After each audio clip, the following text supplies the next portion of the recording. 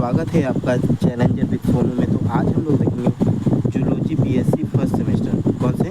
Zoology BSc first semester के notes देखेंगे हम लोग, और इसमें कौन कौन से टॉपिक देखना है उसके बारे में हम लोग जानेंगे। तो सबसे पहले अगर हम लोग देख लेते हैं कि आपका जो जूलॉजी है फर्स्ट सेमेस्टर, वो सिलेबस क्या है, कोर्स टाइटल क्या है, उसमें कितने यूनिट पढ़ने होते हैं। तो देखो फ्रेंड्स, देखो स्टूडेंट्स, क्या होता है कि इसमें आपका कोर्स टाइटल जो है क्या है, cytology genetics and infectious disease. ये क्या है आपका सिलेबस नेम है। तो इसके अंतर्गत हमें कुल टोटल कितने यूनिट पढ़ने होते हैं? 8। कितने यूनिट? 8 यूनिट पढ़ने होते हैं। उसमें से एक एक यूनिट करके हम लोग पढ़ेंगे एकदम डिटेल, ठीक है। तो ये जूलॉजी फर्स्ट सेमेस्टर में cytology genetics and infectious disease के बारे में ही पढ़ना है हमें। तो हम लोग एक एक स्टेप के बारे में एक एक के अकॉर्डिंग पढ़ते चलेंगे। तो चलिए ठीक है, देख लेते हैं आगे की तरफ। फर्स्ट देखिए, फर्स्ट यूनिट है आपका। फर्स्ट यूनिट क्या है आपका? फर्स्ट यूनिट है structure and function of organelles. First इसमें पढ़ना है क्या? Structure and function of cell organelles. First मतलब सेल ऑर्गेनेल फर्स्ट में कौन कौन से स्ट्रक्चर थे, कौन से फंक्शन थे, उसके बारे में पढ़ना है। और उसके अंतर्गत क्या है? प्लाज्मा मेम्ब्रेन है, सेल टू सेल इंटरेक्शन है, इंडो मेम्ब्रेन सिस्टम है। तो इसके बारे में हम लोग को क्या करना है? पढ़ना है। तो आगे देखते हैं। देखिए, जानने से पहले आप लोग को मालूम है फादर ऑफ बायोलॉजी किसे कहा जाता है? तो फादर ऑफ बायोलॉजी किसे कहा जाता है? अरस्तू को कहा जाता है। किसे कहा जाता है? अरस्तू को, ठीक है। इसे कहा जाता है फादर ऑफ बायोलॉजी, अरस्तू को। तो अगर हम लोग देखें फादर ऑफ जूलॉजी किसे कहा जाता है, तो किसे कहा जाता है? अरस्तू को। अगर हम पूछें कि फादर ऑफ बॉटनी किसे कहा जाता है, तो किसे कहा जाता है? थियोफ्रेस्टस को। तो ये तो हमें मालूम है, लेकिन ये पहले जानने से पहले ये भी तो जूलॉजी। अब इसके बारे में हम लोग जूलॉजी करते हैं, ठीक है। जू मतलब क्या होता है? जू मतलब होता है आपका क्या? एनिमल। क्या होता है? एनिमल होता है, ठीक है। और लॉजी मतलब क्या होता है? लॉजी मतलब क्या होता है आपका? लॉजी मतलब होता है आपका स्टडी। क्या होता है? स्टडी। आपका लॉजी मतलब क्या होता है? स्टडी, ठीक है। तो समझ में आ गया जू और लॉजी का मतलब। तो इन सबको जानने से पहले हम लोग जानेंगे ना कि यूकैरियोटिक ऑर्गेनिज्म में क्या होता है, प्रोकैरियोटिक ऑर्गेनिज्म कैसे ऑर्गेनिज्म जो थे डेवलप कैसे हुए, सेल कैसे बना, सेल के अंदर ऑर्गेनेल्स कैसे बने, इनके बारे में थोड़ा हम लोग जानेंगे। ठीक है, इनके जानने से पहले एक साइंटिस्ट है R.H. विटेकर, ठीक है। R.H. विटेकर वो साइंटिस्ट है जो इकोलॉजिस्ट है। वो इकोलॉजिस्ट है, कहाँ के? अमेरिकन इकोलॉजिस्ट हैं। और उन्होंने 5 किंगडम क्लासीफाइड किया था। Very most important 5 kingdom classified है, ठीक है। अगर हमको ये जानना है तो क्लासिफिकेशन हमको ज़रूर देखना पड़ेगा R.H. विटेकर के। तो चलिए उसके बारे में हम लोग थोड़ा देख लेते हैं।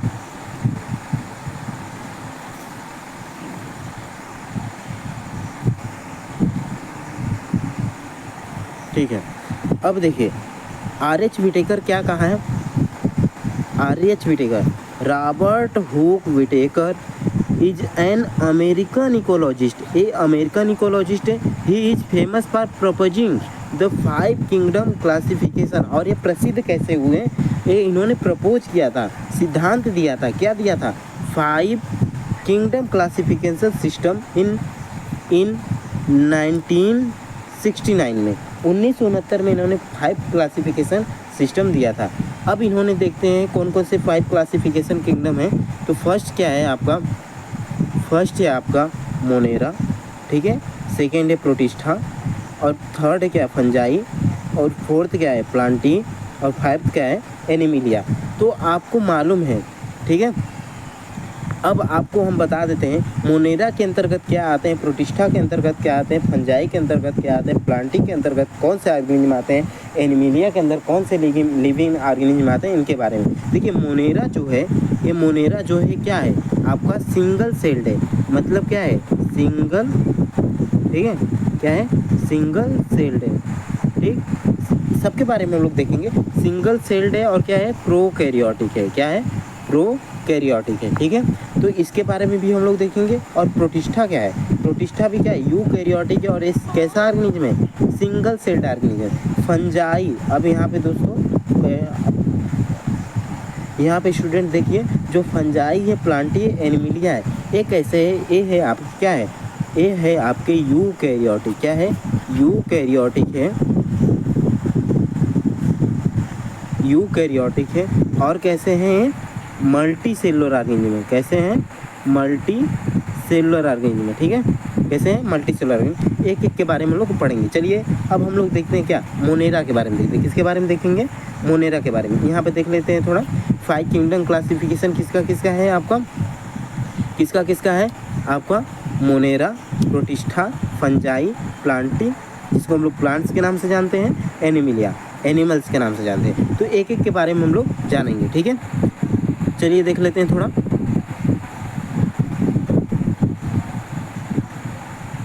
अब हम लोग जानेंगे मोनेरा।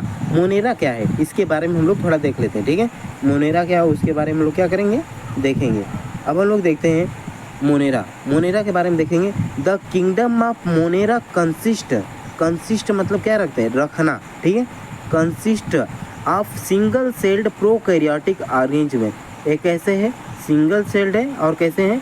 प्रोकैरियोटिक ऑर्गेनिज्म है। ठीक है, अब आपको हम बता देते हैं कि प्रोकैरियोटिक मतलब क्या होता है। तो देखिए, प्रो मतलब क्या होता है? ठीक है, प्रो मतलब क्या होता है? प्रो मतलब होता है प्रिमिटिव। ठीक है, क्या होता है? प्रिमिटिव। प्रो मतलब होता है प्रिमिटिव। ठीक है, प्रिमिटिव मतलब होता है ओल्ड। ठीक, और कैरियोटिक मतलब क्या होता है? न्यूक्लियस। कैरियोटिक मतलब क्या होता है आपका? न्यूक्लियस। क्या होता है? न्यूक्लियस। ठीक है, आपका कैरियोटिक मतलब क्या होता है? न्यूक्लियस होता है। तो प्रो मतलब प्रिमिटिव मतलब ओल्ड। जो पुराने न्यूक्लियस होते हैं उन्हें हम क्या कहते हैं? जो सबसे पहले डेवलप किए थे उसे हम क्या कहते हैं? प्रोकैरियोटिक कहते हैं। ठीक है, और फिर देखते हैं आरएचबी टेकर क्या कहते हैं? प्रोकैरियोटिक। ठीक, फिर उसके बाद अब देखते हैं कि आरएचबी टेकर क्या कहते हैं। अब जो है, अब यहाँ पे देखते हैं आरएचबी टेकर मीनिंग देयर, इनका अर्थ क्या होता है? अब इनका अर्थ क्या होता है? Meaning their cells lack. क्या है? लेक है। लेक मतलब क्या होता है? कमी। क्या होता है? कमी। ठीक है, लेक मतलब क्या होता है? कमी। ठीक, लेक मतलब कमी। ए मेम्ब्रेन बाउंड न्यूक्लियस, और ये जो न्यूक्लियस है एक मेम्ब्रेन से घिरा होता है, उससे क्या है? कमी है कि ये जो न्यूक्लियस इसके अंदर वो क्या है? घिरा नहीं है। क्या है? घिरा नहीं है, इसीलिए membrane bound and other membrane bound organelles. और जो इसके अंदर पाए जाते हैं, बैक्टीरिया के अंदर पाए जाते हैं ऑर्गेनेल्स, वो क्या होते हैं? जो मेम्ब्रेन होते हैं वो घिरे भी नहीं रहते हैं, वो फ्लोट करते रहते हैं। किसमें? साइटोप्लाज्म में। किसमें? साइटोप्लाज्म में क्या करते रहते हैं? फ्लोट करते रहते हैं। ठीक है, बैक्टीरिया जो है, बैक्टीरिया के अंतर्गत जो भी एनिमल्स आते हैं, मतलब ऑर्गेनेल्स आते हैं, सॉरी ऑर्गेनेल्स आते हैं, वो क्या करते रहते हैं? फ्लोट करते रहते हैं। इनके अंदर सत्य नहीं पाया जाता, मतलब ट्रू न्यूक्लियस नहीं पाया जाता। ठीक है, एग्जाम्पल्स में हम लोग देख लेते हैं क्या क्या एग्जाम्पल्स है आपके। एग्जाम्पल्स में है आपका क्या? Bacteria and archaea. आप बैक्टीरिया एंड आर्किया, ये भी एक प्रकार का क्या है? बैक्टीरिया, जिसे हम यू बैक्टीरिया के नाम से जानते हैं। अब नेक्स्ट हम लोग देखते हैं क्या? प्रोटिस्टा। क्या देखेंगे? प्रोटिस्टा। ठीक, प्रोटिस्टा के बारे में हम लोग थोड़ा देख लेते हैं। प्रोटिस्टा, प्रोटिस्टा क्या कहलाता है थोड़ा देख लेते हैं। आरएचबी टेकर प्रोटिस्टा में क्या लिखे हैं? ठीक है, the kingdom of protista is a diverse group of eukaryotic. क्या बोले? The kingdom of protista is a diverse group of eukaryotic organism. ठीक है, ये यूकैरियोटिक ऑर्गेनिज्म है। यूकैरियोटिक का मतलब एडवांस। यूकैरियोटिक का मतलब हम लोग बता देते हैं। देखिए, यू मतलब क्या होता है? एडवांस। ठीक है, क्या होता है? एडवांस। ठीक, और कैरियोटिक का मतलब हमने बता ही दिया है। कैरियोटिक का मतलब क्या होता है? न्यूक्लियस। क्या होता है? न्यूक्लियस। ठीक है, क्या होता है आपका? न्यूक्लियस होता है। ठीक है, तो आपको मालूम है यू मतलब क्या होता है? एडवांस। कैरियोटिक मतलब न्यूक्लियस। ठीक है, तो अब हम लोग कैसे हैं? यूकैरियोटिक ऑर्गेनिज्म है। अब ये देखते हैं प्रोटिस्टा जो है। ठीक है, प्रोटिस्टा क्या है आपका क्या है? प्रोटिस्टा ये क्या है? यूकैरियोटिक ऑर्गेनिज्म है। ये इसमें meaning their cells have a membrane bound. ये जो मेम्ब्रेन न्यूक्लियस है वो क्या हुआ है? घिरा हुआ है। ठीक है, ये जो न्यूक्लियस है इसके अंदर तो क्या हुआ है? मेम्ब्रेन से क्या हुआ है? घिरा हुआ है। ठीक, तो इसे हम लोग क्या कर रहे हैं? ये यूकैरियोटिक ऑर्गेनिज्म है, ठीक है। और ये क्या कर रहा है, ऑर्गेनेल्स, और ये भी क्या है, nucleus and other membrane bound organelles, और ये अदर मेम्ब्रेन बाउंड ऑर्गेनेल्स है। प्रोटिस्टा कैन बी यूनिसेलुलर और मल्टी सेलुलर ऑर्गेनिज्म हो सकते हैं।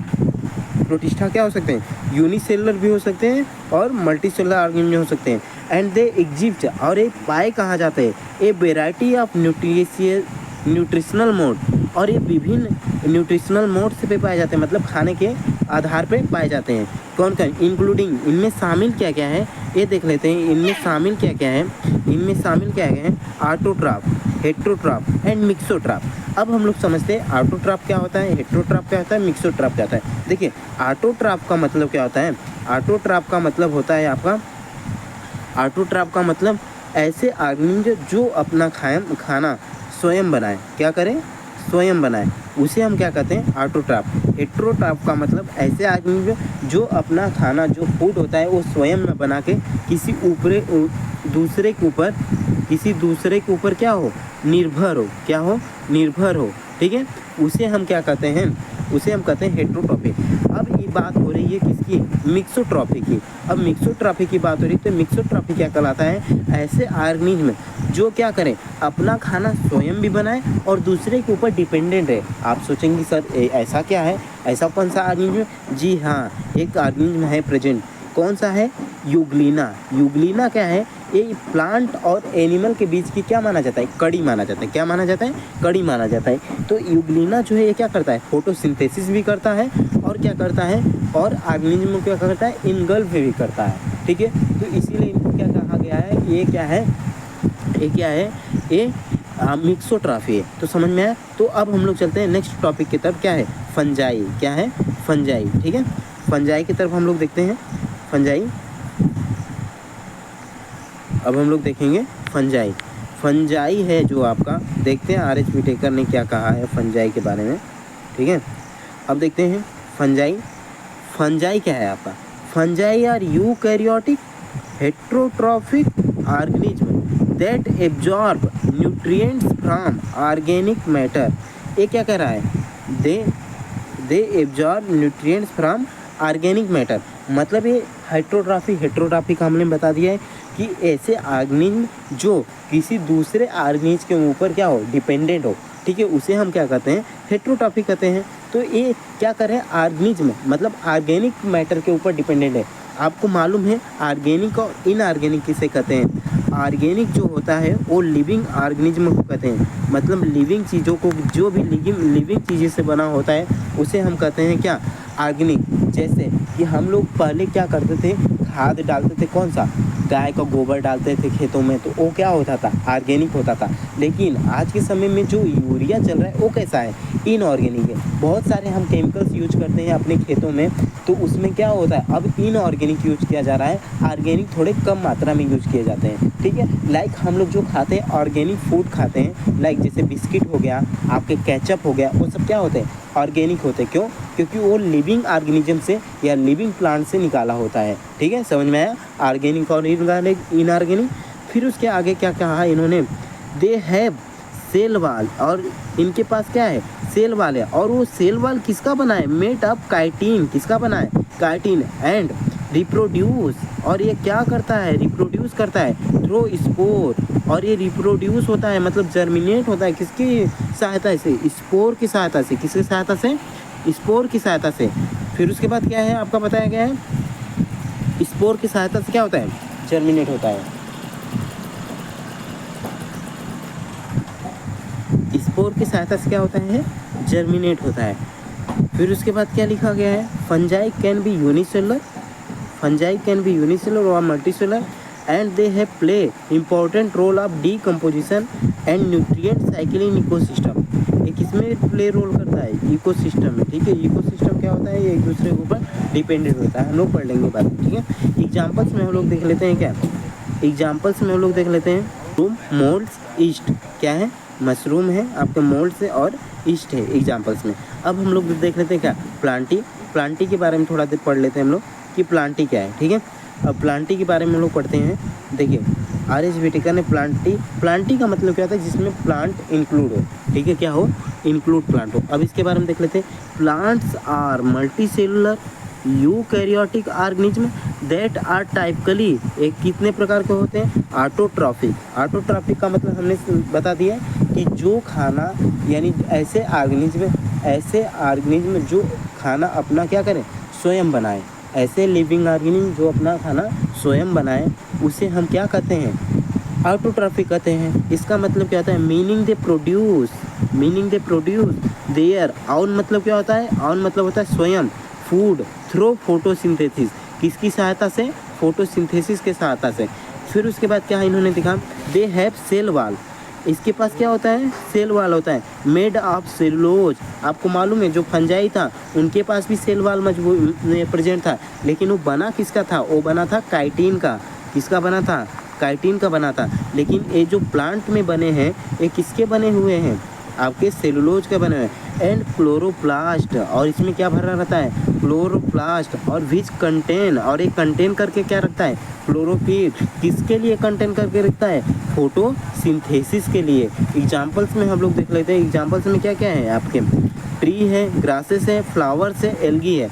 अब आप लोग को हम बता देते हैं कि ये जो प्लांट्स में क्या क्या आता है, हर्ब आता है, ठीक है, हर्ब आता है, श्रब आता है, ठीक है, और क्या आता है, ट्री आता है। क्या आता है, ट्री आता है। तो हर्ब जो होते हैं छोटे छोटे होते हैं, लाइक दूब, ठीक है, दूब घास जिसे हम कहते हैं।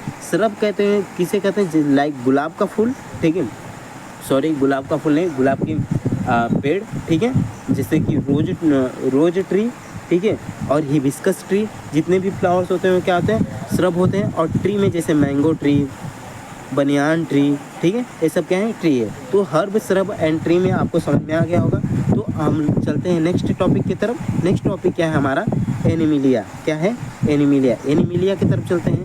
एनिमिलिया का मतलब क्या होता है, आप लोग जाहिर से समझिए, एनिमिलिया का मतलब एनिमल से होता है, ठीक है। तो एनिमिलिया का मतलब क्या होता है, देखते हैं एनिमिलिया क्या है। Animalia are multi cellular organism eukaryotic organism that are heterotrophic. Heterotrophic का मतलब हमने समझा दिया कि जो कैसे ऑर्गेनिज्म हो, जो दूसरे के ऊपर डिपेंडेंट हो, उसे हम क्या कहते हैं, हेट्रोट्रॉपिक कहते हैं, ठीक है। मीनिंग दे obtain nutrients bye consuming other organism. और इसका मतलब क्या होता है, और अदर ऑर्गेनिज्म क्या होता है, ये डिपेंडेंट होते हैं। दे लेक सेल वाल, हमने बताया लेक मतलब क्या होता है, कमी होता है, सेल वाल की कमी होती है। And have a variety of complex organ system, और इनके पास क्या प्रेजेंट रहता है, क्या उपस्थित रहता है, ए वेराइटी ऑफ मतलब विभिन्न क्या रहता है, ऑर्गनल सिस्टम रहता है। फॉर मोमेंट के लिए, फीडिंग भोजन के लिए, डाइजेशन पचाने के लिए, रिस्पायरेशन श्वास लेने के लिए, एक्सक्रीशन उत्सर्जन के लिए, एंड रिप्रोडक्शन जन्म के लिए, ठीक है। अब जैसे लाइक हम लोग क्या करते हैं, मूवमेंट करते हैं, गति करते हैं, चलते रहते हैं, घूमते रहते हैं, भोजन लेते हैं, फीडिंग करते हैं, पूरे भोजन लेकर क्या करते हैं, पचाते हैं।